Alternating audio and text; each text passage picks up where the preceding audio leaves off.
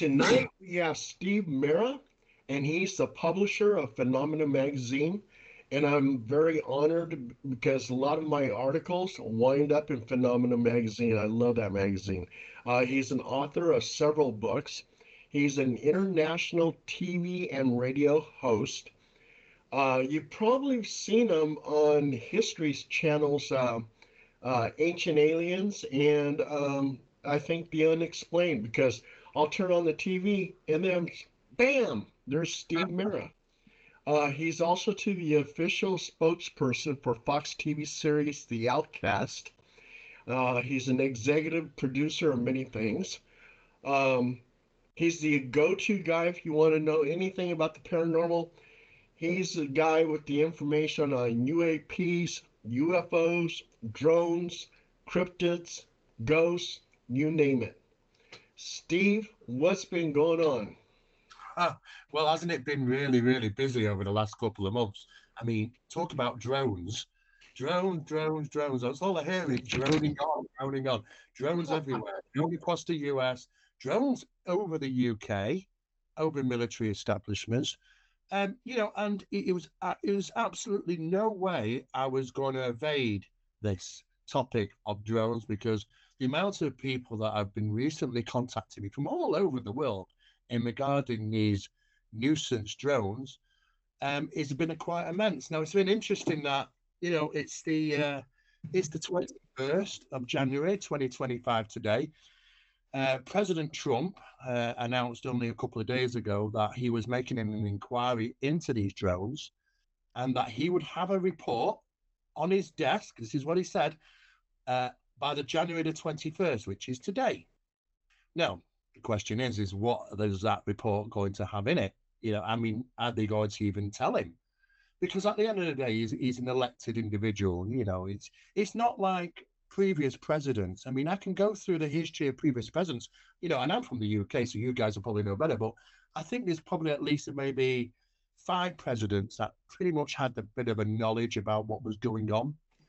But those presidents, they came from military backgrounds, or they were the head of the CIA, for an example. So they're going to be privy to probably certain information because of the security details that they got to find out about. However, maybe other presidents maybe didn't and don't get that information. I mean, because at the end of the day, like Trump is just a businessman and he's an elected individual. He might be gone in 4 years. Do we really want to? Should he have? Does he get to know? I don't know. Whatever's going to happen, he is going to get a report because they have to acknowledge the fact that he's requested the presidential request for a report on them. They have to provide something. However, whatever that they provide, is it going to be truthful? About a week or so ago, he mentioned on television, and national television, international actually, that he was aware of the drones, and he stated he knows where they've come from and he knows where they're landing. Now I thought, well, that's interesting. Or does he? Is he just playing to the crowd, or does he actually know that? And if he does, and he knows where they're coming from, and he knows where they're landing, it sparks a number of questions as to who owns them. Now, it's remarkable the amount of sightings of drones, not only in the US, but we simultaneously have had them in the UK and nine other countries around the world, including Australia, and some were seen over the Asia, China, and stuff. So my question would be then, is that considering these countries can never seem to see to get along, they can't see eye to eye on pretty much anything. How do you orchestrate a global Is that sighting, a global announcement in the skies from all these countries when you can't even get two countries to get together and meet eye to eye? How do you have that collaboration? And if it isn't that, then what is it? Now, what alarms me the most, and the UK is exactly the same as the US and probably other countries, not one helicopter went out there to find out what these things were. Not one military jet I'm aware of officially was scrambled to get these things out of the sky. The nearest we came to having an incursion was a number was a number of people from Florida decided to take guns into their own hands and start shooting at them. Now it reminded me back to that great movie Independence Day when an announcement came on the news saying, please do not shoot at the visitors; it might cause an interstellar war. It gave me a bit of a giggle that, but even if it's not the phenomena and it is high tech stuff we're putting out there, you still don't go shooting at them. It's just, I mean, they're not gonna hit these things anyway. Not with shotguns. You've got to be pretty good and accurate when when it comes to that. And So that happened too with Orson Welles' War of the Worlds. When he, yes, yeah, yeah, they were just shooting all kinds of things. and I didn't expect to see that, but then you know what? It doesn't take much to incite certain people from certain areas to do things like that. The problem is, people have said, oh, it's people have been saying for a long time about Project Bluebeam, and oh well, it's this Project Bluebeam or associated Project Bluebeam, the holographic and the images are thrown in the sky. It's the fake alien invasion. I'm not swallowing that, guys. I'm sorry, but, because I am aware that some of these drones have been picked up on radar. Some of them have. I am also aware that the times have changed now. The times of these things appearing in the sky and people running to the hills in panic is gone. They're not doing that. What they're doing is they're running towards them with cameras in hand, with their cell phones, because they Right. want to be on YouTube, they want to be great, they want to be famous. And you know what? I get it.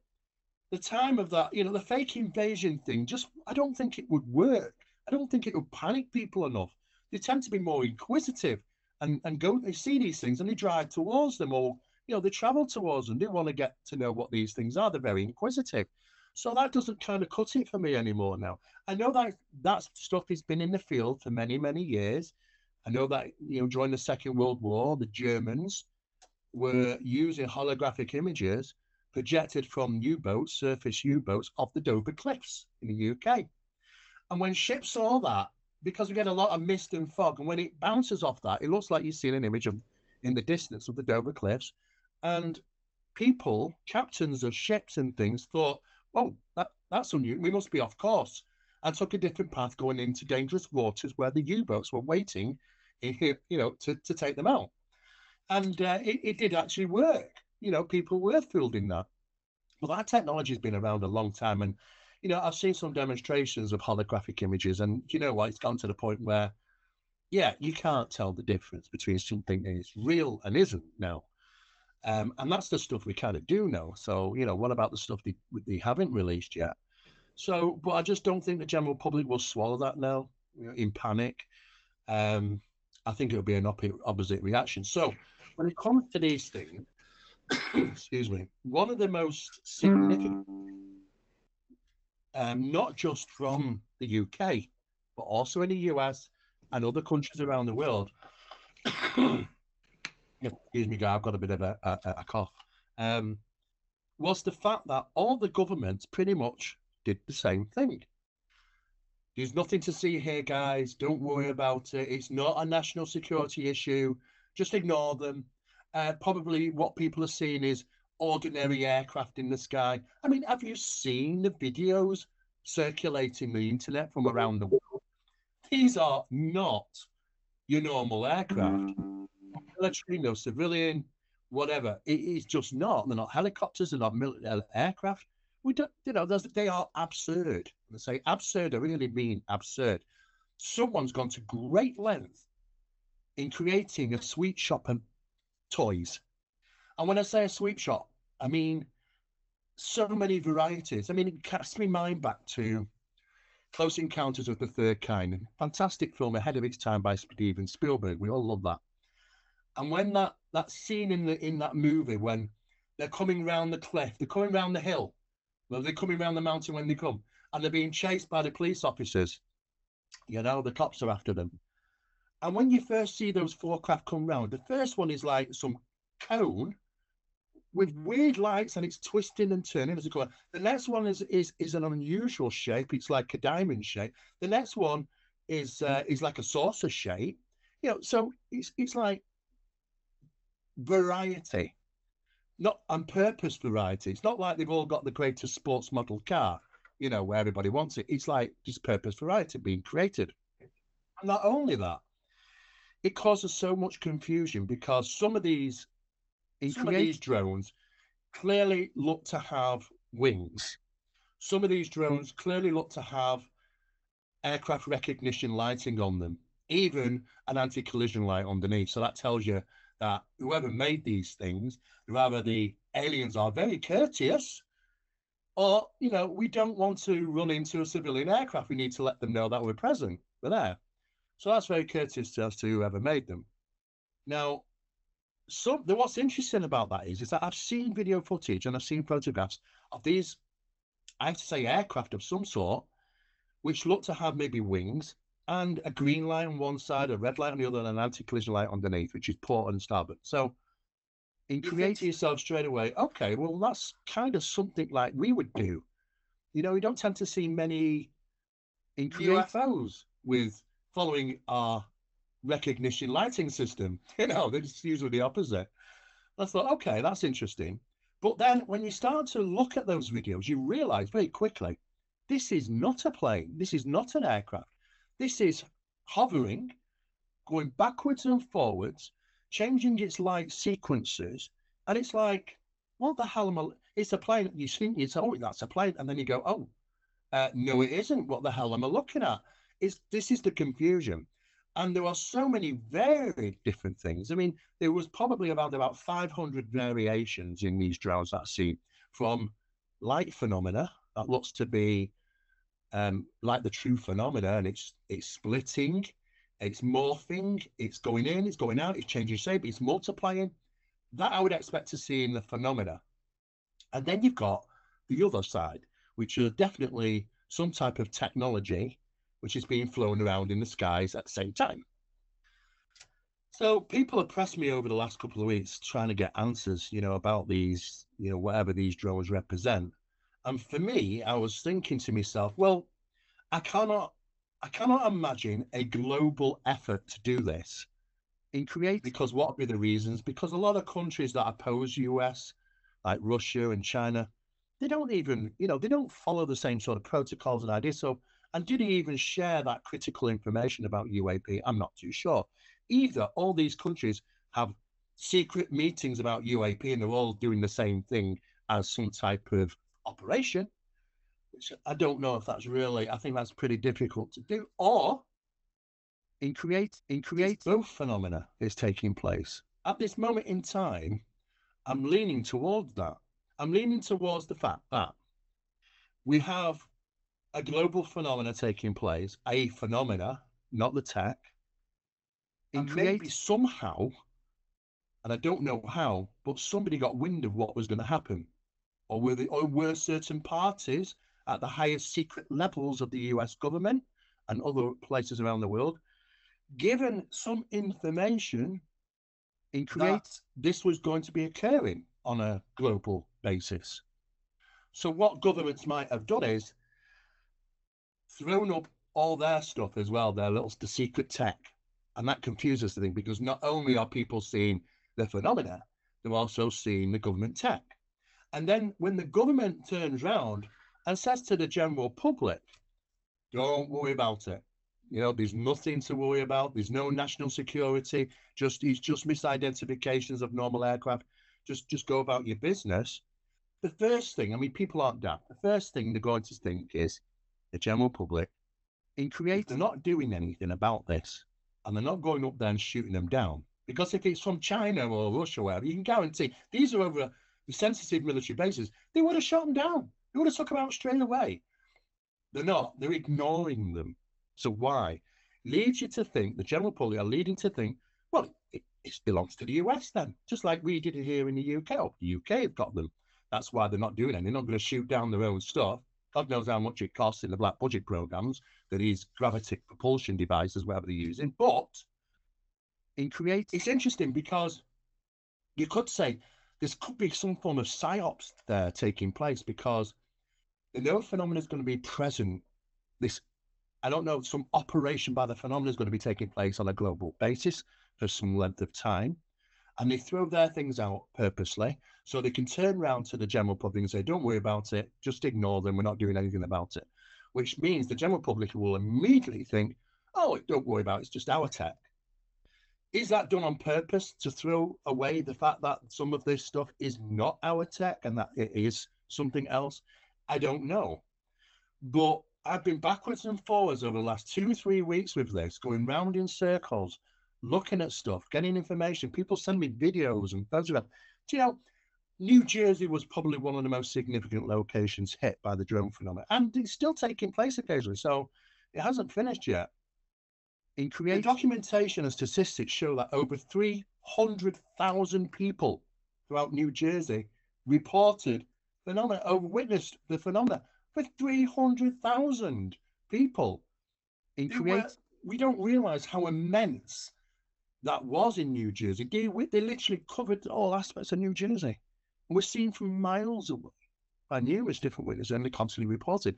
And that's a huge amount of sightings. It's like, look at me, because if it is what some people have suggested, oh, it's a covert operation from China or Russia, one of the last things you're going to do is put huge lights on this thing, and say, hey, look at me, I stand out like a sore thumb in the sky. Because all they got to do is switch the lights off and nobody'd see anything in the night sky with these things. So it's not about covert, is it? It's actually the opposite. It's like, I want to demonstrate a demonstration. Well, sorry to interrupt you, Steve. The light thing, everything you said, you're dead on, 100%. And the New Jersey thing hits me because my whole family's from New Jersey, and we've been having conversations because they've all seen them, every single one of them. Plus, we've watched the news reports. We've seen the mayor make speeches about it. We've even seen our local Ocean County Police Department send up a drone after one of these things, and they lost it completely. I own a drone that does about 45 miles an hour, and it has what they call stealth blades on it to make it quieter so it doesn't offend the wildlife. You can still hear it from, as high up as you want to fly it. These things are as big as SUVs, and you can't hear them. So when you said turn the lights off, you won't be able to see them. You're absolutely right.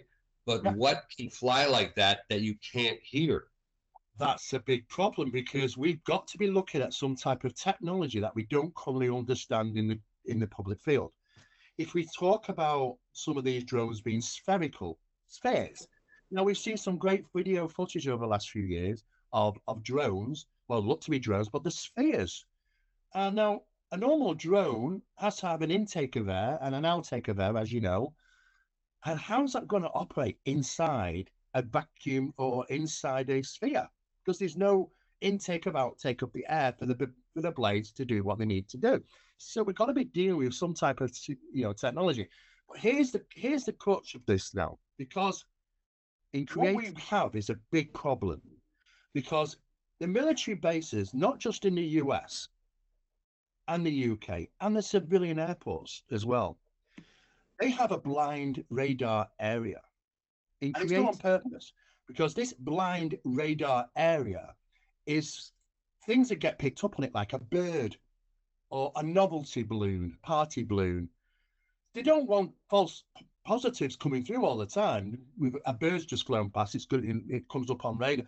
They can't be doing with that. It's too much to look into and check into these things. So they realize, because of the inundation of birds and maybe balloons and sometimes and things like that, because they're small and they move slowly, let's blank out. They make this a blind area in the radar system. Now that's a big problem, because these drones are small. Some of them are relatively small, and some of them are very slow and can even stop on a penny. They can infiltrate the blind area of radar systems across all current military bases and civilian airports, because this is a protocol that they've had it going on for years, but now they are thinking about upgrading, because now we know there are drones in the military use drones which carry weapons, carry bombs on them, so now they're going to have to widen that scope. It's going to cause some issues, because it's going to pick up birds and balloons and all sorts, but it's an area that they cannot ignore anymore, because something can infiltrate that area and utilize that blind area to do some pretty nasty things. And so that's revolution. We're going to have to start changing how we deal with radar systems into that blind area. So you are right. So many people did experience the drones, and a lot of people said that they're kind of vehicle sized, but no sound whatsoever. Some people did send it, and there were some guys that did send their own drones up with some lights on. They just wanted to join the party, and they were doing that as well. But you try and get to these things, they just move off. Some of them can travel or switch off, basically just, it's just disappeared. Where's he gone? So it's pretty much, if you want to, you want to actually target these things, you're going to have to send an aircraft or something like that. And that wasn't done. What makes me highly suspicious. So what are they actually saying by saying, well, you know what, we don't need to pay attention to it? What they said was absolutely ridiculous. That is people misidentifying just normal aircraft or meteoric or astronomical phenomena. That's, it doesn't take a genius to look at them, the videos and the photographs that people are taking, to work out very quickly that there's something, not normal about these things. So if President Trump is going to announce something, I don't know if it would be the truth. It might just be, a cover story that it's just keep the president happy. Because like I say, there has been presidents, and I'm aware that they had been given some knowledge. Now, there's an interesting story about President Carter. We lost President Carter not too long ago. And there's some interesting information out there about when he was gaining information about the phenomena. And this was just prior to his daughter coming into the world. And apparently he was set up in the Oval Office during a meeting and was given an update, on a requested update on the phenomena of UFOs back then. And apparently he was told, now we were never given that information as to what President Carter was told, but a number of people which were present at the time, I'm not privy to the information, reported his response to being informed. And it is wrote up and documented by a number of people that he put his head into his hands and wept. And he was very upset and said, I've got to bring my daughter into this world, apparently was his response. Now, if that's true, then we have to say, well, what was he told? And what was so concerning for him? And in this, we're dealing with the phenomena and not the tech, because we can go back some years. It was a lot easier when you go back years. It's unlikely that we would have had this technology. But now, when we look up in the sky, we have to toss a coin up and say, well, whose is it? Is it ours or theirs? Because I'm sure we've got technology now where people are just going to point up and shout UFO. And I think the general government and military establishments like that. They're not bothered about people looking up and shouting UFO, because it takes the blame away from them, non-accountability. And it also allows them to infiltrate and fly these things over cities, anywhere, really, over the most populated areas, because people are going to say, the press are going to pick it up, and they've been very well trained. They're going to say it's a UFO. And of course, that's what the headlines will be, and that's what people in the news will spread. Nobody's shouting out, experimental aircraft by the military hangs over city. That wouldn't be a headline you'll find. It's all going to be UFO or UAP. So at this moment in time, I'm on the edge. I'm like, well, is it or isn't it? Or is it a bit of both? I don't know, because we've got to consider this was a global effort, because there were so many countries that had this phenomena taking place at the same time in the skies, none of which the governments have intervened and sent aircraft up to intercept them or shot them down, apparently. I haven't come across any information pertaining to that. In fact, most of the governments have turned around and said, just totally ignore them. Nothing to worry about, guys. And of course, people aren't daft. People are a bit, they can look up and see, they know what they're looking at is something unusual. So it's hard to know at this moment in time. Hey, Steve, Also, too, I heard that Gleason was taken. Richard Nixon took his golfing buddy Jackie Gleason to a military base, showed him some UFO stuff, showed him some extraterrestrial biological entities that were dead. And Mm. Jackie Gleason wasn't the same after that. He No, was very upset and everything else. He was just like Carter, almost putting his head into his hands. he was. I remember reading some of the information. I don't know if it was biography or diary issues, details about coming from his wife about how he was psychologically affected by having that experience. In fact, it kind of took over his life a little bit. He built a house, actually, saucer-shaped house, didn't he? And Yeah, became yeah, that's a little infatuated, really. But at the same time, it's that love and hate situation. It's like you're infatuated because it's fascinating, but at the same time, it's also probably concerning and worrying, and that leaves a long and lasting impression with him. I'm totally aware of that, absolutely, and I do believe that actually happened because it's like anything. It's like I'll tell me buddy. People. It's like who you know, isn't it? It's like always, isn't it? It's all about who you know, not what you know. And if you're best buddies with a president, then you're going to get some little bits and bobs and treats. And I think that actually did happen. There's lots of stories. Eisenhower as well. There's these stories about Eisenhower and a meetup and things like that. So always very interesting. But the problem that we have is that now is that we even trust anything that we're seeing in the skies? That's the big problem. For me, people have asked me, Steve, you spent so many years in this subject. How do you now know what is the difference between their tech or, the UFO, the phenomena, and ours? How do we know the difference? And I said, well, at this moment in time, the only thing I can really go with is if we are dealing with something that looks to be a light phenomena, and there's this new terminology under UAP now, because we have to break it down into three different areas. We have structured crafts under UAP, which is the phenomena. We have structured crafts from the phenomena that emit an auric field around them. So you're not seeing the craft. What you're seeing is the light phenomena engulfing them, probably through the propulsion systems or something's being used that is generating that field.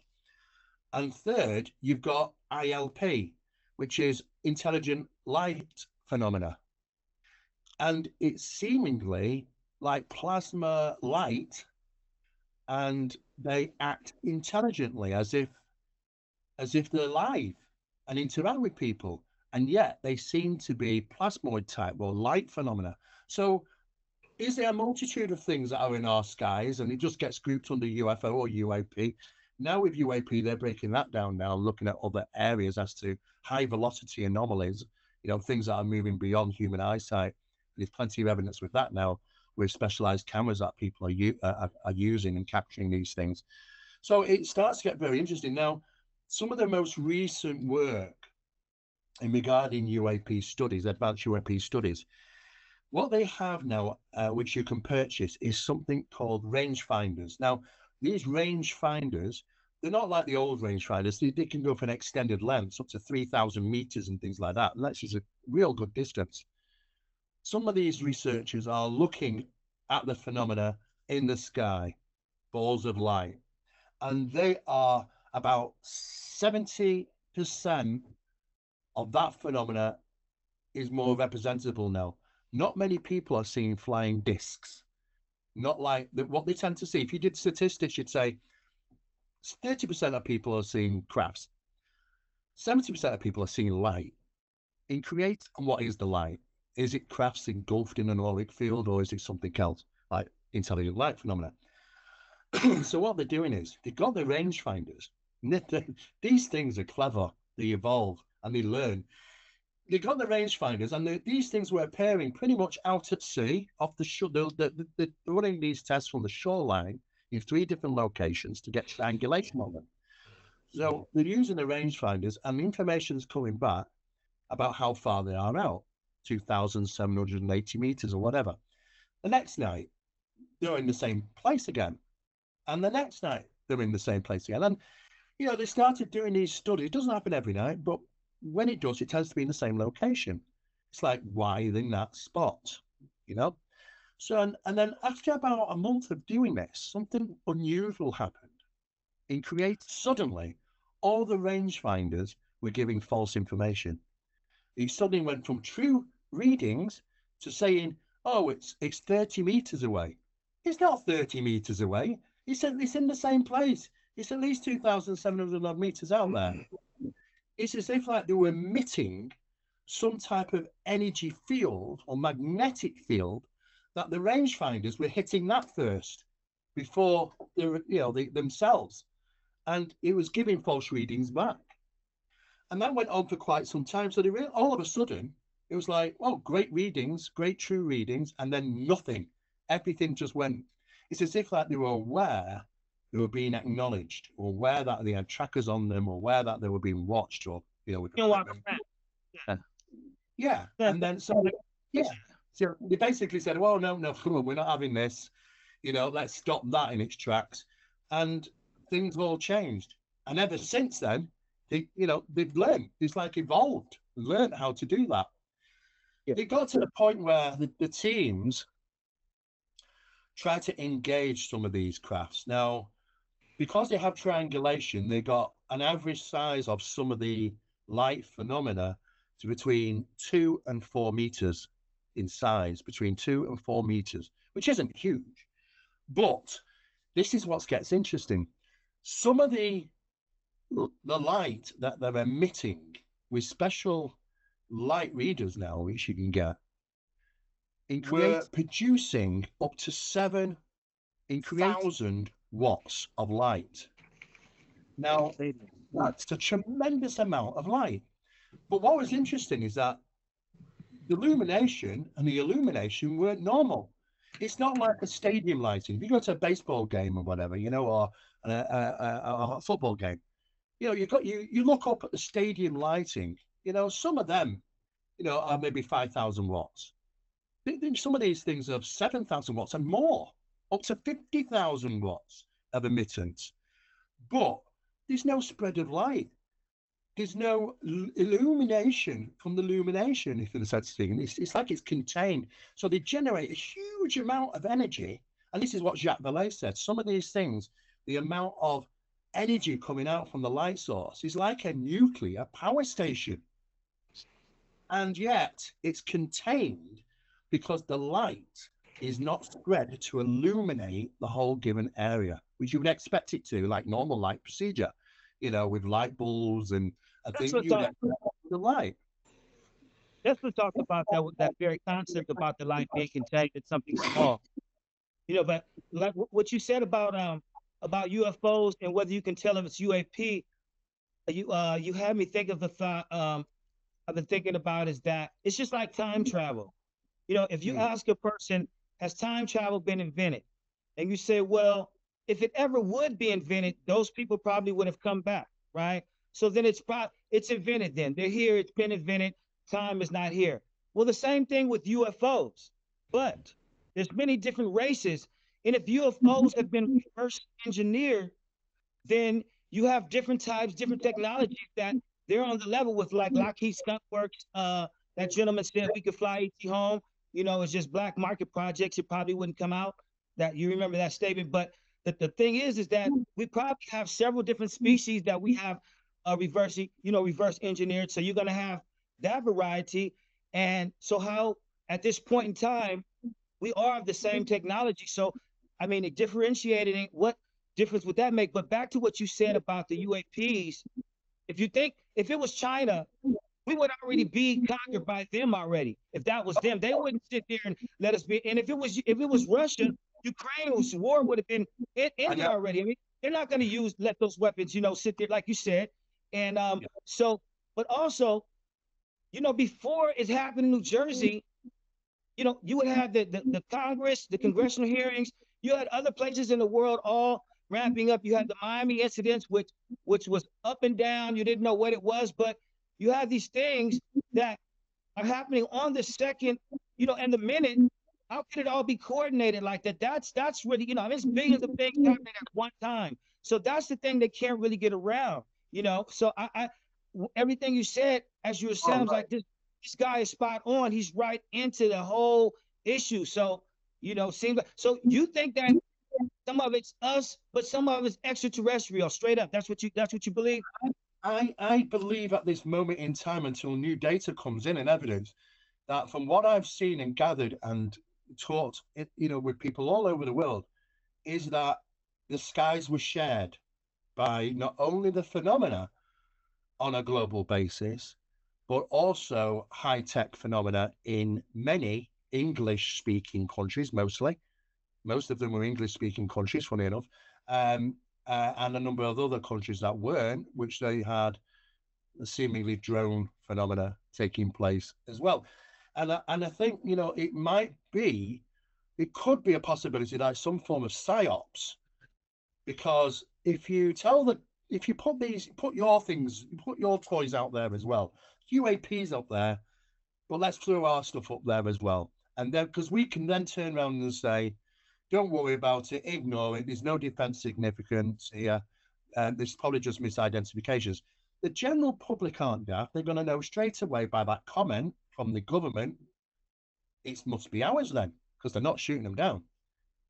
And if they think it is ours, it takes the responsibility that some of this was the phenomena, because they're just going to class it, oh, it's all ours, and not the phenomena. So it could be that a psyops thing might be taking place, a very clever counter psychological maneuver, really, in a sense of speaking, because that's how generally people are thinking. I ask people now, they say, oh, no, it's just our tech. All of it?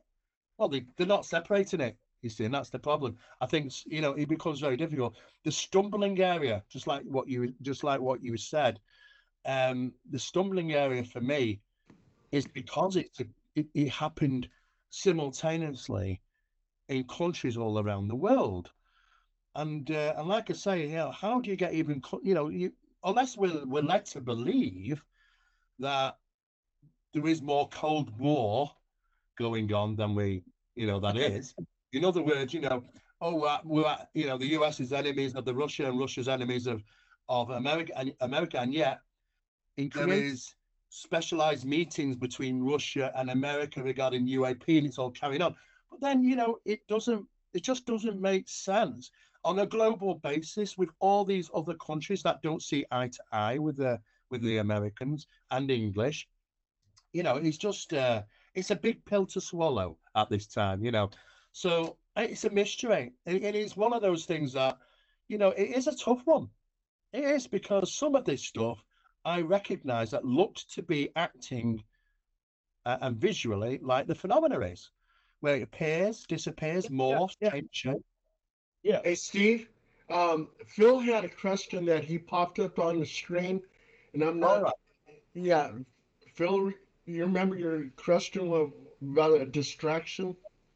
I was just wondering if this whole I didn't want to interrupt you because you were on such a great roll there, but this the reasoning, the why, like you keep asking, is why would they be doing it? Why would they be doing this all over the world? What's the whole purpose? And I've heard, reports of, oh, they're looking for a lost nuke, all sorts of different theories.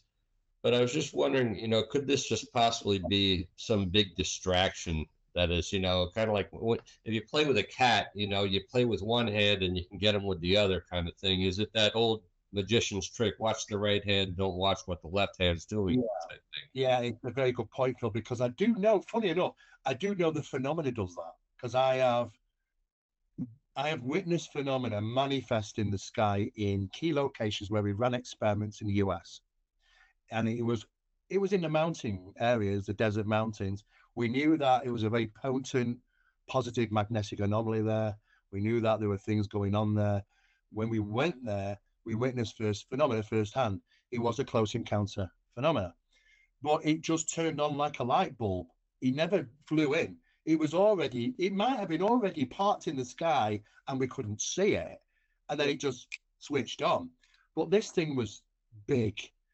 The lights on it were incredible colors and were bright like Arcus welding lights.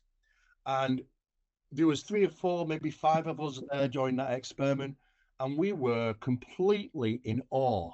We were locked onto this thing. Now, it doesn't matter how much we might think we won't be. You do. It's just like your natural humanistic instinct to just rabbits in headlights, or deers in headlights. And we were just transfixed. Now, lucky for me, my colleague, who's a little bit more, let's say, aware of things around, nudges me on the arm because I'm like, I'm looking at this thing, and he's like this, pointing behind. In create, we were so locked on. We could everything else. I mean, it's the blackness of the desert, of course. It's a beautiful night. There's no moon. Stars are out. It's beautiful, but the blackness of the desert. Even in the blackness of the desert behind us, there was something. There was something on the ground. And we don't know, there were more than one thing on the ground that we couldn't see into the darkness. And that is when a huge wave came over us. And the only way I can describe it was fear. It came up from the body and went up. All your hair stood up on the arms, the back of your neck. It was like, get the hell out of there. And we did. I'll be honest with you, we did. I mean, we felt like there was a puppet show going on, like, oh, look at this. Like what you're saying, Phil, look at this, beautiful lights, and we're not looking behind us, what's going on. And we got the distinct impression that, we weren't alone. So we did hot-tail it out of there, to be honest with you. And, so we know the phenomena can be deceptive like that. But I think what you're saying is regarding in the government, people have said to me, it could be a distraction. And I'm thinking, I don't want to hear that, because if they go to that length, the length of doing that, what the hell is the distraction for? Because how bad is it to create something like that? And the effort, the impact, the amount of money that must have cost, a global thing as well. I mean, it's just, what is that distraction for? Because it must be really significant, So I don't know. It's a bit scary to think what that distraction might be. People initially said, oh, it's to distract us away from the UAP hearings. No, the UAP hearings have already fallen flat on their backside, Though we've got some little pieces of information, but it's like behind closed doors. And if it's sensitive, they just put a rubber stamp on it saying national security, and you don't get to hear about it. I think one thing I did learn, which I thought was interesting, is that there was one individual there who was sworn in. And basically he was saying, I had a closed door meeting with Arrow, which is the Pentagon UFO program. It's taken over from the UFO task force in a sense. And he was told that the tic-tac UFO type phenomena is American defense technology. And when he was told that, he started to question, okay, then where did that technology come from? And of course, that's the point where they wouldn't answer. But I did find it interesting that Arrow decided to have a closed meeting with this gentleman to inform him that the tic-tac phenomenon was American defense advanced technology. And we have to start thinking that what is and what isn't, what are lies, what is, disinformation, what is information, is it done on purpose, or is there some truth to it? But he can't ever get away from the fact is that how many years are we since Roswell? 72 or something like that now? I mean, in that length of time, we've seen nothing change in the aviation world, really. I mean, they used to have something called the double acceleration report. And what that basically meant was that every 10 years, aircraft would be bettered and would be able to double their acceleration. And that was the golden rule. It was always the same from the 1930s, from the 1920s to the 30s, to the 30s, to the 40s, 40s to the 50s, and so on and so forth. Until we get to a certain length of time and everything goes black. Everything goes black. We're still having to fly You know, I if went, you want to go to the US from the UK, it's about 8 hours, 8.5 hours. You know, we know that they can transition that in next to no time with the technology that they've got. But everything went black.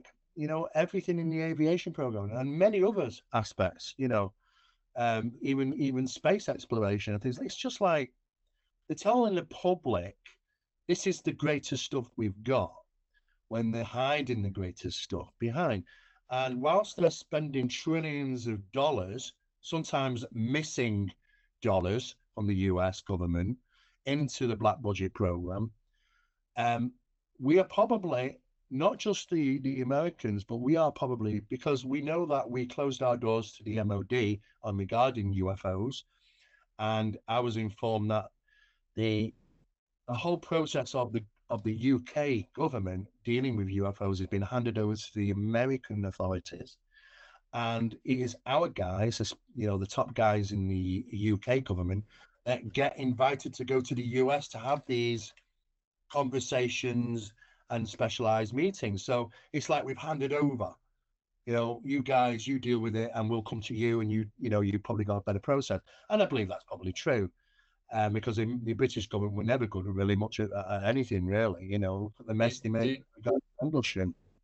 do you find that interesting that you touched on some really interesting points with the aviation advancement, and that we seem to have we've made advancements, but I don't know whether it's financial that has held us back. I mean, obviously, our space program was immensely expensive, and that I think that's the reason why we've kind of maybe just handed it over to the private sector, at least in this country for the most part. But then we talk about our fighter jets. Where my son is in the Air Force right now. He's actually a crew chief on F-16s, and those they're the workhorse of the Air Force right now. And these are machines from the 1970s still that they're using, right? And they're still so far advanced from anything else that the rest of the world is really using, except for the X fighters that nobody can afford because nobody wants to spend $40 billion per aircraft. And then if you really think about it, the major advancements that have happened as far as warfare seem to have become coming from the civilian sector in the form of drones, because the stability of drone technology and the ability, the cheapness, the sheer, affordability, the affordability of it makes it so that anybody, including terrorists, unfortunately, can go out and access this technology, weaponize it, and then use it to, for ill purposes. Yeah, So, I mean, that's going to be the future of warfare: is unmanned or aircraft in the form of very affordable drone absolutely. technology. Absolutely, that's where we're heading. You know, there was a big problem back during the Second World War. Germany and their advanced mechanics, and they were leading in the world in machinery. They were experts, Germany, and we knew it. The Americans knew it, and they were very close. I think. I mean, yes, they do a number of ways of generating anti-gravity. There are several different ways. Actually, there's some very cheap ways with electromagnetics, which you can use to create small anti-gravity devices at home. We're just using electricity, balsa wood, and a few pins. However, there are multiple different ways, but they did seemingly achieve it, but didn't quite achieve the maneuverability of those crafts in the sky. It's like, oh, yeah, we've got anti-gravity, we've got them off the ground, we've got 0 point energy, which is weightless. Now what? Well, we've got to get them to move at tremendous speed.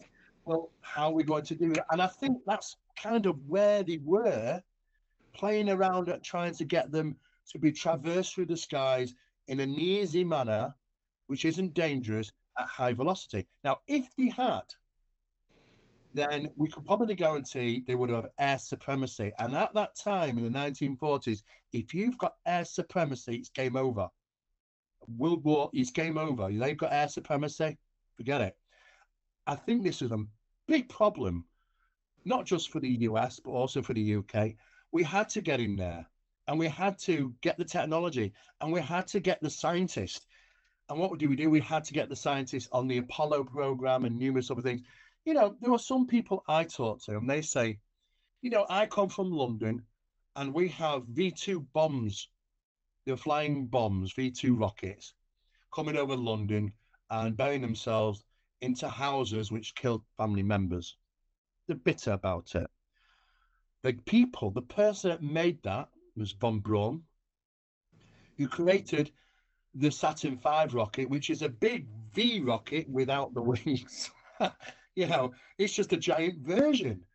And, so you have to question, well, do you know what? People are a little bit upset about that because they think that some of these people should have been, punished for war crimes, which I agree, rather than a pat on the back and given a very good wage and a home and good schooling and everything for the rest of your life. But isn't that just the way it happens? It's like, well, we'll look away in a different direction if you could do something good for us. And it's become a very greedy world. It's a money-making thing. It's all about industry, money. War is profitable. In the UK during the World Wars, we had the World Bank funding both sides, funding not only us but them. Steve, not interrupt you. Let's stop you right there about banks funding. And, the people that are funding the wars, they get you to believe that the losing side is somebody else while you divest. And then they get all the money in the country that won that you thought actually was going to lose.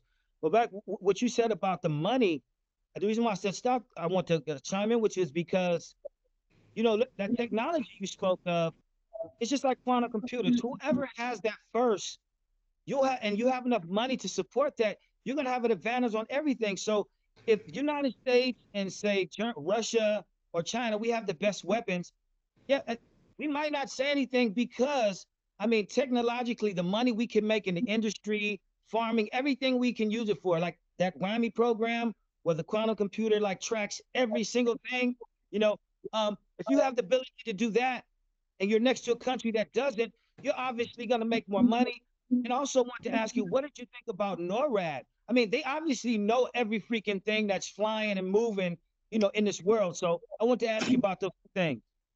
Well, I first came across NORAD documentation of what was in orbit and in throughout the skies, which are being constantly monitored on a global basis. Many years ago, where they had a listing of, I think around that time it was 7,500 satellites, and we're talking probably the 1980s here. Now that's quadruple. No, that's 10 times that now, and that's the ones we know about. You can actually pay now to have your own satellite put up. You don't have to be a business. You can do it privately. You can pay the European Space Agency to launch a small satellite into orbit, which you can fit devices on for your company, or you can even do it personally. So it's like a money racket. It's money, and then we're littering. It's becoming a nightmare because we are littering. Now, what they don't tell you, NORAD, is between the 1950s and 70s, the satellites that were put up were a lot of them were nuclear powered, and that's okay as long as they don't come. But now, because of the littering and the amount of expense, because they didn't think back then, we just threw it up there. They didn't think, well, what happens when it's going to come down? What happens if we have to do something with it? What happens if we've got to go and get it? But the price now to go and get it is ridiculous. It's not worth it. So what they do is they allow them to burn up in the atmosphere. But the downside of that is that it's got isotopes in there. It's got nuclear isotopes that are being spread into the high ionosphere when they're burning up. It's not a good thing. They don't talk about it very often. But between the 1950s and 1970s, most of them were nuclear powered. They're not now, but most of them were. They're still up there, a lot of them. And they don't tell us when we see something burning up in the sky. They just don't tell us. You don't get to know. But NORAD now would be aware of anything, really, which is unusual. Now, they're monitoring the high ionosphere. And what's interesting about the Earth's ionosphere is it's like running your finger through water. If something comes into our ionosphere, it leaves an ionic wake behind them, like a boat in water. It leaves a wake. It's detectable not only by NORAD, but most of the telescopes around the world could pick that up. You know, they're very prominent. So Okay. you'd expect to see thousands of these things all the time coming through the ionosphere. Yeah. No. In fact, a report that came out from NASA in September last year said, after a long investigation, we do not believe UFOs constitute something extraterrestrial because we're not seeing enough evidence that there's this super highway of traffic going to Earth. We're seeing a few bits now and again, but not consistently the amount of UFOs that are seen around the planet on a 24-hour day is immense, hundreds of thousands, if not more. So where are they coming from? They are aware that pilots see them. They're aware that things have been recorded. Even the Pentagon have announced that, yes, some of these things are real, and they don't know what they are. So, and yet NASA's turning around and said, we don't think they're extraterrestrial. Now, what's interesting, a few months later on from that, the Arrow produced a report, and it's exactly the same conclusion. Not found enough evidence to support they were extraterrestrial. Now, going back to 1967, who said it first? John Keel. John Keel was the first person to come forward and said, you know what? I've been investigating this all my life. I don't think they're extraterrestrial.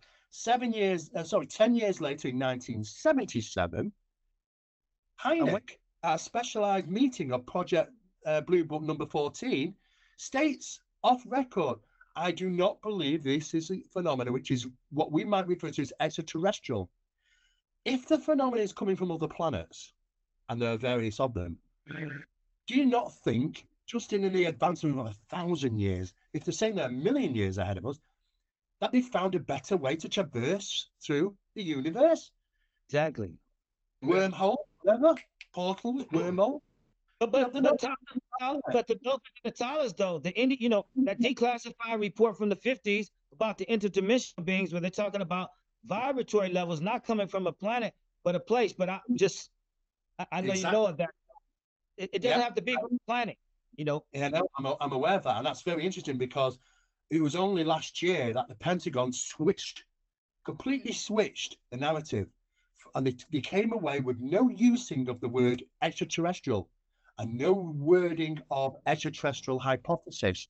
It was now quickly switched to NHI and interdimensional, not extraterrestrial. Now, they probably realize that we got to change the narrative because that's where it's heading. And if they are going to these other realms of reality, they're popping in and out of ours to do so. The ruse of the old Star Trek hypothesis that they're traveling the vast distances of space from all these, and there must be hundreds of different planets of all these different varied beings. Yeah. Just doesn't make sense. And I think they realize that now. Hey, Steve, I want to mention about three things real quick. And tell me if you agree on this one. There are certain presidents that were aware of extraterrestrials being here on Earth, and there's some that had no clue. And I think it was, and tell me if you think this is correct, but Truman, he started Majestic 12. There was the Roswell incident and everything else. I believe that he knew about extraterrestrials. Eisenhower, U.S. Army general, becomes president.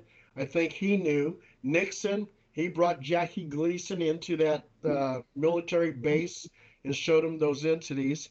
Reagan, he made that speech in regard to what would happen if extraterrestrial or something came and attacked us from out there, and everybody came together.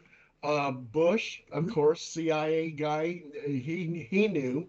Even George Washington, who consulted with some angel and they told him to carry on with, and America was going to become America. So, do you agree with that, or do you? Yeah, I totally agree. I think there was definitely five that I would say absolutely knew because of the documentation, reports, and verifications. There were two that I would say had partial knowledge, but not full knowledge. I think Reagan was partial knowledge, but not the full thing because it's an actor at the end of the day. You'll find that there's a typical trace from people that had to know because of an emergency like Roswell, of course, like Truman, and also that they've been generals. They've been in places where they already knew some stuff about this already before they even gained presidency. So I think obviously that leaves the door open. Now, I don't know if people really want to trust and just an elected person. I don't think I would, because in 4 years' time, when they're not the president, for an example, they've got to be slats with orders that they can never tell you. Do you really want to share all this critical information? If this guy has a meltdown, and or gets dementia or gets some type of mental problem, he could be telling the world about all this stuff. So, yeah, I think they're going to be very, very selective about it. It's a matter of, do you need to know, and should we tell you? And I think if you can fit in those two categories, you are right, and the rest, I don't think so. And they're even saying that Kennedy was assassinated because Marilyn Monroe, his lover, was writing about what she knew about UFOs in her red diary. Yeah. Oh, Do you think that's possible? Kennedy was certainly aware of some of the UFO stuff, absolutely at top level. His brother was as well. And you know what? This is the problem. It's natural human instinct to want to share. Do you know how hard it is to keep a secret? I mean, truly, if you think about that, the hardest. Yeah, I can keep a secret. But you know what? We always tend to tell somebody in secret, and you tell them, "Don't tell anybody I told you." We're just lousy. We human beings are lousy at keeping secrets. And it's just natural. You can't help yourself, can you? It kills you. It's like it's eating away at your bones. You've got to tell somebody. And that information does get out. What's the worst thing to do? Pillow talk with a girlfriend. That is the worst thing, isn't it? You know how dangerous that can be. Yeah. And Steve, another thing I want to ask you about too. I think disinformation officers are putting out information, videos and pictures of UFOs, and using CGI or using AI. There's just so much fake stuff out there that is taken away from the real stuff. The internet is a wonderful tool for them, and it guides public interest. It guides what the public belief. The problem is that we've probably got a little bit more disinformation than we have information across the internet. Now people are turning around and saying, let's get rid of the fact checkers. We're going to move into a world that we don't know. Do you know the amount of people I know, friends at high levels, when I've found out that, I've been told that they passed away. It turns out they're perfectly fine. Peter Bobbins, who's a good friend of mine from New York, he's a good researcher and he's a good friend of mine. He was all over the internet. He passed away. He hadn't. It's fake news, and this is happening all over the place. So how are we supposed to trust what we read and even how can we even trust the fact checkers? Because sometimes you not even know it.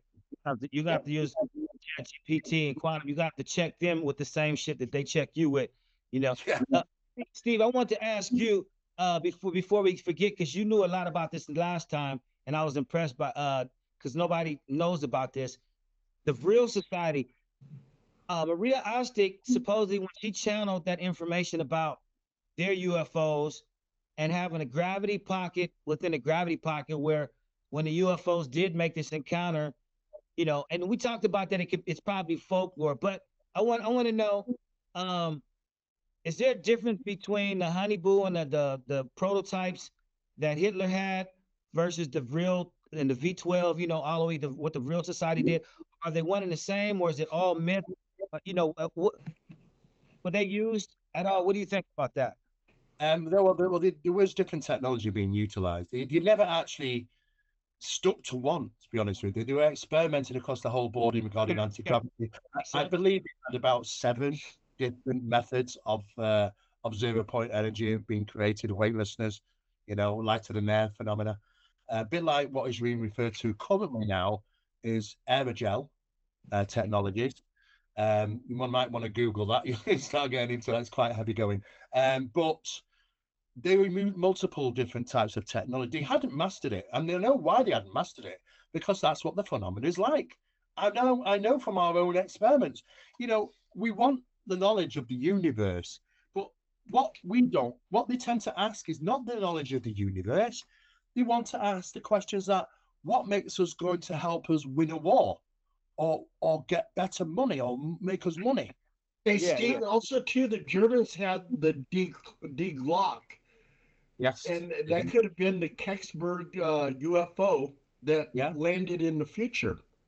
It's very, yeah, but the thing is that the D Glock was initially had to join the manufacture of that. It had to have you had to have electrified pillars around it to keep its containment. It's like using magnetics to keep it where it is, and you can see the housing for it, and that's what they were doing there. Huge underground, what they don't tell us, huge magnetic underground wiring systems to the magnets that were being used to sustain this thing, because they were trying to work out, we don't want if we want the object to go somewhere, it's got to be pulled there, not pushed using magnetics. So they were getting into all sorts of things.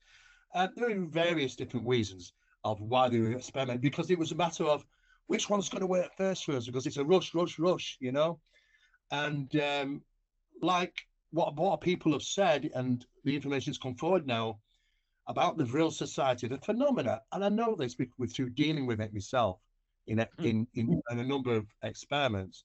Yeah. You ask these questions about gaining something, and out of 10 things you're told, 2 of them might be right. The other 8 is just utter rubbish disinformation.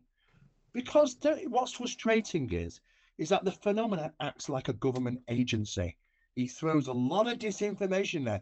They don't want to suddenly provide you everything, but they'll give you little pieces, because what they want you to do is keep going back, and doing it, and basically gets under your skin a little. And then before you know it, it's hitchhiker phenomena and all sorts of things going on in your life. They like to have that connection. Yeah. And that's a problem when doing these experiments. You've got to have protocols to make sure that you don't overindulge, because when you do overindulge, and it's easy to do because it's exciting, don't get me wrong, it's incredible. What if you get those good results and you still don't believe them? You keep doing it over and over, and you're like, did this happen? Did this happen? What about that? Well, yeah, you do incidents like that, but we do, we're not just the only ones. Those similar tests have been carried out and experiments even in the industrial complex, businesses, Bell, Douglas, Lockheed, all these big guys came around the tables and were involved in the ritualistic practice of communicating with NHI to get little pieces of advanced aviation technology. And then it goes little pieces. Most of the time, it's a waste of time. It's not good. It's a red herring. It's disinformation. You're never going to do anything. Sometimes it works. Sometimes they'll go off and they'll go to Lockheed. Hey, we've just created the electrogravitic wing. Oh, what are we going to do? Well, I'll tell you what let's do with it. Let's put it into the bomber, the stealth bomber, because that's how it lifts off from a runway. Hey, Steve, what's really interesting too is some of the stories from alien abductees. Some of the alien abductees talk about hard light. Looks like with this flashlight, the light goes out to about here and stops. It doesn't go all the way and hit the wall. And they have control of that light, or the light can actually surround a car and stop it. And they call it hard light. And then also, too, some alien abductees talk about how the aliens actually showed them a hologram of past events that happened on Earth. So they're like observing us, and from beginning of time to whatever to the end of time, they seem like they're gathering all that information. Well, if we're looking in a biblical texts, they'd be referred to as the Watchers, and it's listed hundreds of times. The Watchers. Who are the Watchers? Who are the ones that watch over humanity? When they are nosy. And I think they're just nosy because what did he want to do?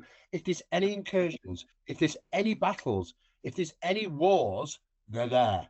They're there to watch. Yeah, You we know, have several watchers, by the way, because yeah, the 200 to fill, the leader, which we talked about many times on the show, Samyaza, those 200 to fill, but there were 400 other ones, but yeah, they have Uriel, and Gabriel, supposedly are still there. We have seven watchers right now for different parts of mankind. yeah. I totally agree that they've just been watching us sit back and kill ourselves for thousands and thousands of years. It is, guys. It's not to be because, you know, when I go to the Bible Belt in the US and I do lectures there, it never goes down well because, and I'll tell you the reasons why. It's because I have to say it for what it is. This phenomena is not always light. Yeah. Yeah. And you get upset sometimes. You don't invite me back, but I have to say it for what it is. At least I just laying the leveling the playing field here. That it's not all love and light. So I had people coming to me crying, saying, "I can't believe what you've said. I've just introduced my 12-year-old daughter to this phenomena." And I said, "Do you know what do you know what the phenomena is? Have you worked out? You just don't throw your children to it. Some caution has got to be there, Good because point. there are the bad experiences don't get talked about, they get swept under the rug, and they do. I'm aware of that. But then you know what? Let's not just over promote the love and lights thing. I think that it's just like meeting a stranger on the street. You don't know what they're going to be like, Yeah, you yeah, know. yeah. Yeah. And I put this forward, and it upsets. But when I go to these places and talk about it, it's not accepted very well. And all I'm basically doing is just saying, well, this is what the phenomena represents, good and bad. And yeah, there's a gamble sometimes. You've got to recognize, how you feel. And to do that, when you go out and we're doing our investigations, what I learned from a good colleague of mine who I work with, which is Barry Fitzgerald, is And what the process of starving yourself from refined sugar. Not normal sugars are fine, but refined sugar is a poison to the body. But what refined sugar does, it it causes your fight or flight to disappear. It causes adrenal weakness. So we rely on the fight or flight when we're out and about. And paranormal investigators will tell you this. Paul will know this. That when you're out and about, Paul, and you enter into a certain location during a paranormal investigation, and you know that there's a little bit of negativity, something not right there, your body feels it first. The hairs go up on your arms, back of your neck. You feel that. You feel it. It's your body telling you, just because I don't see something, just because I don't hear something, doesn't mean there's nothing there. It's that extra sense. It's the survival sense saying, I don't like it. I'm uncomfortable. Get out of there. And you know, that's the what our body's telling us. guy just bring up that point that you said. Some people are HSP. That individual has to be the one. If something dangerous or something is going to happen, they have to be equipped to let you know. But that no sugar, like you said, is Yeah. Also another argument too that I have with my friends, experiments of such that you talk about contact, and I tell them, hey, look, abstinence, I believe for a man, although it's not nice, but it brings your frequency up. It just seems like you get a high vibration. Seems like it happens easier. They argue with me, but it it seems like the stats are correct. The stats are correct. I mean, what we know very little about in science is the psychological effects of UAP. We're only just getting into it, but we are aware that it causes cognitive limitation. In other words, the phenomena can grab you, and when it grabs you, you're cognitive limited. In other words, you're not going to act the way you'd normally act. Under these conditions of seeing something, you might run after it, you might run away, you might take a photo, and afterwards you don't do any of that, and you think, why didn't I do that? It grabs hold of you and releases you when they're happy to release you. And there are accounts like this all the time. Now, I was talking with a couple of guys last week that are talking about a light, an infrared type light, which because they've got infrared equipment they can see in the infrared, and they got completely immersed in the area where they were stood in tremendous IR from one of these objects. Now, what was interesting after that, they struggled to get back to the vehicle because the motor system in their bodies was shutting down. They were struggling to move the legs, get the legs going, trying to panicking, So, we talk about people maybe even paralyzed under certain conditions. There's been reports of that, by the type of phenomena. Yeah. So we don't know. Yeah, Yeah. and some alien abductees talk about the Oz effect. So everything becomes very surreal. Um, uh, when the aliens start approaching them, they're paralyzed, they can't move, and Can't move. they call it the Oz effect. It is, yeah. But The Oz effect you is can see it. You can. My friend told me that she still could move her eyes somewhat, but her body was paralyzed. And that made her like really panic. That's what made her. And she said she blacked out. But before that, because I was like, "Well, were you dreaming?" Or she's like, "No, this light, like that light you talked about, Paul." She said it came through the blinds. It came through the roof. The Oh, blinds. So she's sitting there, and her mom's in the next room, and she said that she couldn't move, just maybe like just the upper like a little bit, and paralyzed. I believe her. hey, Steve, I just got to tell you something real quick. Uh, and I think you already know this, but I was a 97 Bravo intelligence analyst with military intelligence. I was with the 501st Military Intelligence Battalion in Korea. And there was a captain who I was a friend with, and I was talking about how the military is rumored that the military was gaining some technology from extraterrestrials, and in turn we were allowing the extraterrestrials to abduct people. And he says, yes, that was called angel stops. Yes, I am aware of that. I'm also aware that they broke the treaty. Apparently we started taking a few more than what they said they were going to take. Right. And that kind of was breached. But then apparently there was a conversation with another different type of entities which said, "Don't worry, we can get rid of those problems for you. You trust us." And that's Yeah, when it right. all fell apart. We don't know who to trust anymore. That's the problem. And it's Charles, just the dealing with the phenomena. Charles White said the same thing about the tall whites. He said that they like to make deals and all, but they don't keep. You know about what I mean? Charles Yeah, White and the white aliens out at Area 51. That time he yeah. spent with them, he said that they like to make deals and they're very about, you do this, I do that. But he said they didn't keep what they said. No, And you can't. You can't trust yeah, these to make a deal. You just can't. I mean, it's interesting what you mentioned about, before about the um, induced paralysis. Now, every single night when we go to sleep, we go into paralysis. It's known as REM, rapid eye movement. And whilst we have dream process and rapid eye movement, we are actually paralyzed. There's two things that take place: input blockade and output blockade. Output blockade means that you're paralyzed, so you don't move out in your dreams. You play them out physically. Um, and input blockade is that your hearing is cut off. It cuts off the sound input to your ears, your brain process. Now, it comes in spits and spats all night. Most of us will try and get maybe around about 8 hours sleep to literally get 20 minutes REM. That's all we need is 20 minutes REM. And we can spend spend 8 hours in bed trying to get 20 minutes. And we're just grabbing snippets of it. And then sometimes when we come out of sleep or just going into sleep, we're hypnagogic.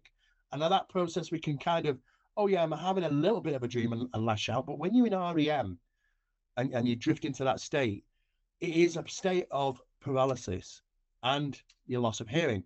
Now, what's interesting, they are just electrical stimuluses in the brain. That's all it is. So we are already kitted up to be able for the phenomena to just come along and press those buttons. Oh, paralysis, press the button. It's already in us every single night. Can't hear us, can't move, whatever. And we're just sat there, only being able to move our eyes left or right, yeah, to see what we're experiencing, but can't do nothing about it. It happens in UFO phenomena. It happens in the paranormal. Look at incubus, succubus type incidents. They're the same. They're no different than the entities from UFOs that come in, you're paralyzed. You know, the whole process about these being so significantly, we drew up a listing, and there was 160 similarities in both camps with the UAP phenomena and the paranormal, and that can't be just can't be by chance. You know, they've got to be connected in some manner. And I think we put them in the boxes, different boxes, haven't we? And people just work in those boxes, and you end up like a government, you end up compartmentalized and just working in there, not knowing about this over here. And I think we do need to have parapsychology and also paranormal, supernatural, metaphysical, UFOs, cryptid, all sorts of things in the pot now to try and get some of those answers. Because when you do and you start looking at all of them, you think, do you know what? I think I might have trust this because that is the same as that, and that looks to be like that. And I think we have to start doing that as we move forward. To be honest with you, and when Well, yeah, bro.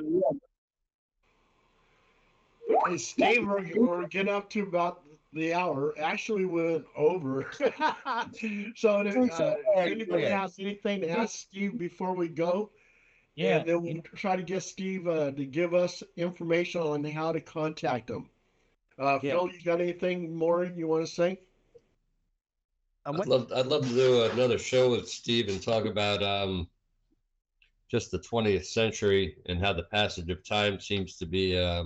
It's been kind of messing with my head lately, thinking about. I like to watch old movies, and I do the math and I think about how far 1933 it was from, like, 1973 when I was born, and how far 1973 is from right now, and what the world looked like in 1933, and then what it looked like in 73, and my God, what it looks like now, and how it seems to be like it's a different planet. And it doesn't seem like it's a very long period of time, especially if you drag out, obviously, the timeline of recorded history. And then, I mean, if you went to prehistory, it's outrageous, but yeah, I would love to do an entire episode on that if you have any interest in that at all. absolutely, I find that really fascinating. You know, the passage of time is an interesting one because it always goes seemingly faster for us as we gain in age. It's just an illusion. There's no, there's obviously, but it's how we perceive life. It's the process of winding down. You know, it's a process of enlightenment that the days aren't getting shorter; it just seem to. And when you start to look, I remember as a kid and looking at books and things of the year 2000, where everybody's flying around in cars, and I said the year 2000 is no different than the year 1990. It's just the same. There's not much difference going on. I think where we've gained is, we're gaining in quantum mechanics and AI. This is the main things now, where it's going to come on leaps and bounds, because they're just realizing now we've just opened a door to a huge universe of stuff that is going to help us achieve many, many things as we move into the future. The physicality of humans being involved in physical war, I believe, like what you said, Phil, is it's going to disappear. It's going to be the battle of robots, the battle of drones. In fact, I've been told secretively that countries around the world have been drone wars already. At least since the 2000s, they've been having drone wars, that they've got drones. I've seen a lot of the paintings from all these countries, and do you know what? I wouldn't be surprised if they've got them, because they'd be daft not to have them, like you said about costing. They're not that expensive to make. You don't have to worry about pilots' lives. It's just it's interesting times. And I think we're seeing secret development fast happen so much, but how much of that can go on, because it's built on an already crumbling foundation? Well, it's already crumbling. But is it just the fact that the people, general public, kind of know now? It's not like the 1950s where everybody had to everybody had to be kept in secret. It's like, yeah, everybody knows now and they don't give a damn anymore. It's like, yeah, man, no, they've got all this stuff. They've got aliens, they've got UFOs. Who cares? What's for dinner? It's like that's what it's like now. It's like nobody cares anymore. But it's a massive thing to live the time now. But yeah, I'd love to cover something like that. That'd be good. Yeah, we can do that. That'd be awesome. Zandine, you got anything to say, Steve, before he goes?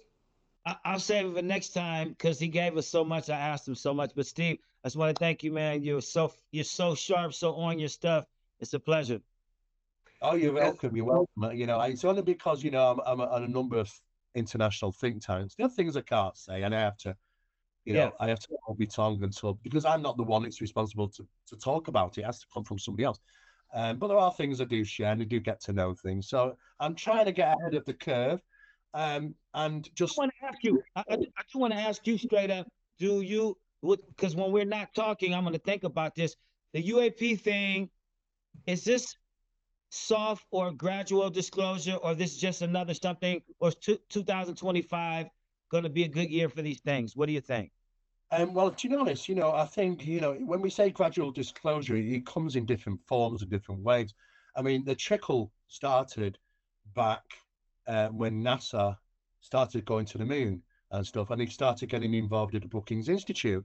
And the Brookings Institute, when he mentioned, because they wanted to know if we find stuff which shows evidence of extraterrestrial life, should we tell the general public? The scientists, the Brookings Institute guys, big report, came back to NASA and they said, no, And what? don't tell the public.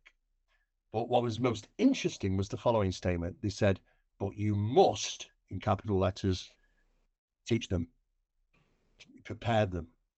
So the preparation started about drip feeding process into the easiest indoctrination on the planet, which is through television and media and radio. And boy, and that worked in every single culture around the world now. Every single day, the mindset of UFOs or aliens enters the human mind. They've done their job. They've been saturated the market where everybody goes, yeah, we accept the fact they're real. We don't care anymore. And that's what they've done. It's a great job they've done, in preparing us. And they have done a great job. So, yes, I think we've been in this trickle-free disclosure. There are faster movements in certain areas of disclosure, but they're very clever at doing, reverse psychology psyops. And what they do sometimes is you think you're getting a release of information, but all you're getting is a bigger lie to cover the smaller lie. And because the government's the government, and if they can get out of telling us to create an even bigger lie, then they'll do it because they've done it in the past. But we are heading in the right place.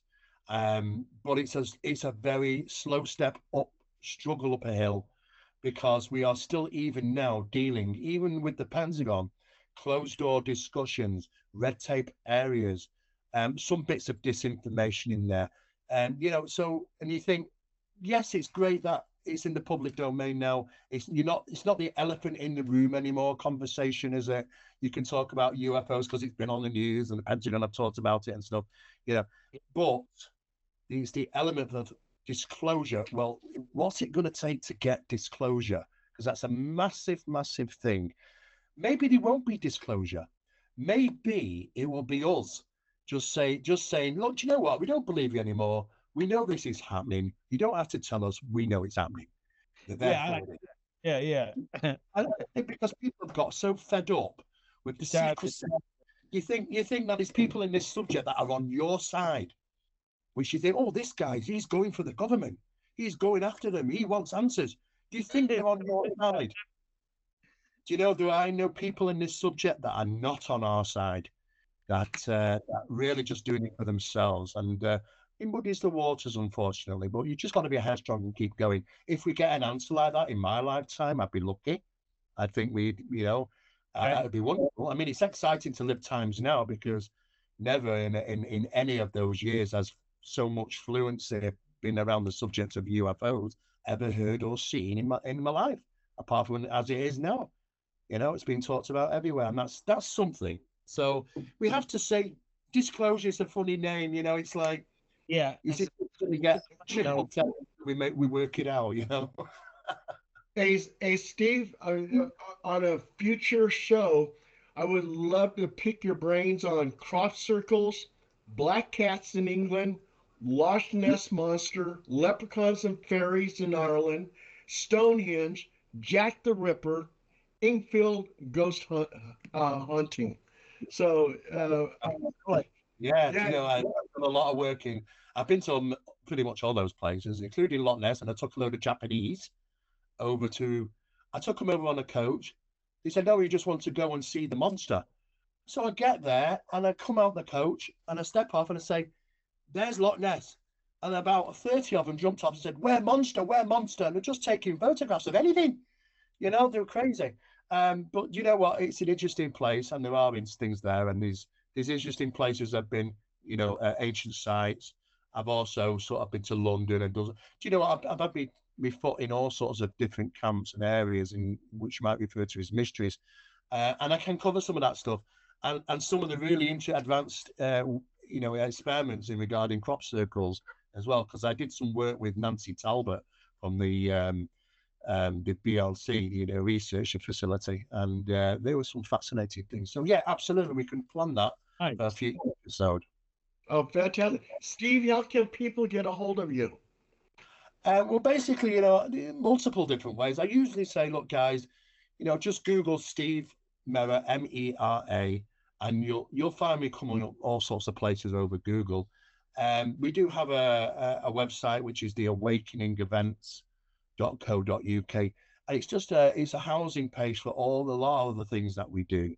Because we're involved in it 360 in television and all sorts of different things. So I would just say probably just Google me, and I'm reachable. I've my emails out there, my phone number's out there. People want to ask me anything, I'm always happy to reply. And how can they get Phenomena Magazine? Well, Phenomena Magazine, all you basically do is just go to the website, you know, or type in phenomenamagazine.co.uk and simply just go and download it. It's there every month. It's free, you know, and people can read your stuff and my stuff and all sorts of different things from around the world. It's free because it's important to do networking and break barriers down between countries and languages. And that's what we want to do. And that's what we've been doing for 17 years now with the magazine. It's free. Nothing to do. Just grab it. It's yours every month at the end of every month. And it's an archive of about 17 years of those things as well. So there's hundreds and hundreds of them in the archive. So they can just go to that website and obtain it. Fantastic. I applaud you. Yeah, it was a good show. Thank you. Thank you, guys. And keep in touch. If you need anything from me, just let me know, and hope all goes well. Yeah. Fantastic. Thank you, Steve.